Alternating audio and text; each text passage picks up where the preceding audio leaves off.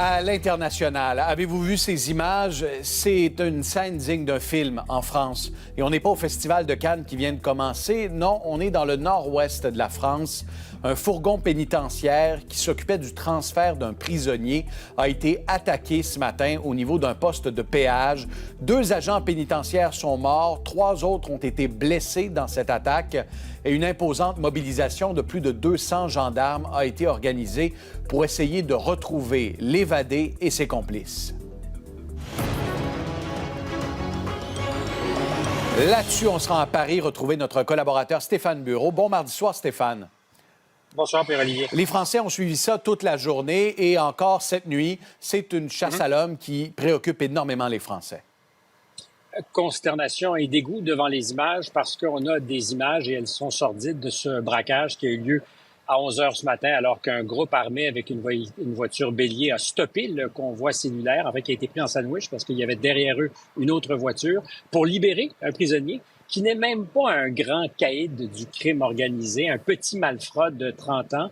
Et à la clé, c'est ce qui a probablement le plus troublé les Français ce soir, c'est l'idée que les agents qui l'escortaient étaient aussi des cibles. Donc 2 morts, comme tu le soulignais, 2 qui sont ce soir entre la vie et la mort, un autre blessé plus légèrement, si on peut dire, dans les circonstances. Bon, on sait qu'il y a un dispositif de sécurité énorme en ce moment en France. La semaine dernière, on s'en parlait du problème de criminalité, de banditisme, d'hyperviolence, et c'en est la démonstration assez claire de ce problème. Oui, et comment tu composes avec des groupes de narcotrafiquants qui ont des moyens qui souvent dépassent ceux de l'État, tout en respectant la règle de droit. On était justement avec le ministre de la Justice français, Éric Dupond-Moretti, qui disait qu'elle est fondamentale, que c'est ce qui fait la différence entre la civilisation et la barbarie. Mais quand on est en face d'actes barbares, comme on a été témoin de ces actes aujourd'hui, on se dit qu'est-ce que peut faire la justice? Et il y a des magistrats marseillais, une ville qui est gangrénée depuis de nombreuses années, justement par cette économie des narcotrafiquants, qui mettaient en garde le comité d'études du Sénat, qui disait ces moyens sont sans limite, sans aucune forme de conscience et sans échappatoire pour ceux qui se retrouvent dans le collimateur. On a vu aujourd'hui que c'était pour le moins prophétique. Il y avait des cibles visées, elles ont été atteintes. C'est peut-être aussi une forme de message qui est envoyé à l'État. Nous avons les moyens de vous faire face et on n'a pas peur. Et en terminant, Stéphane, quand on pense au banditisme, au braquage, à la culture criminelle en France, on pense parfois à Jacques Mérine dans notre imaginaire.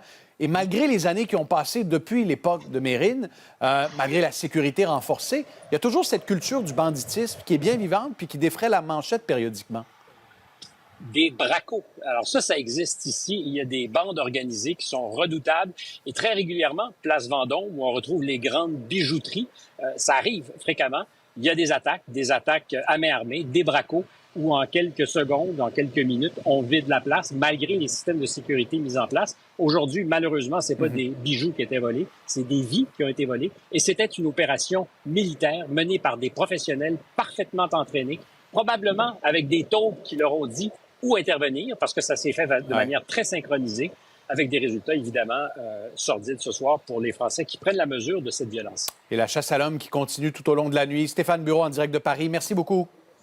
Bonsoir.